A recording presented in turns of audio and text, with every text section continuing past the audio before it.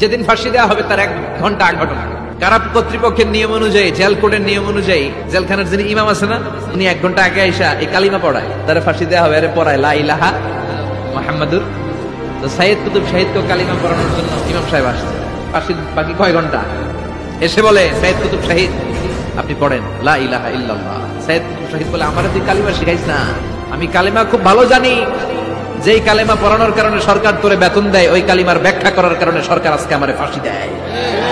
তুই কালিমা পড়াস, তোরে টাকার বান্ডিল দেয়, আমি কালিমার ব্যাখ্যা করার কারণে ফাঁসির মঞ্চে দাঁড়াই। চিল্লায় বলেন ঠিক কিনা?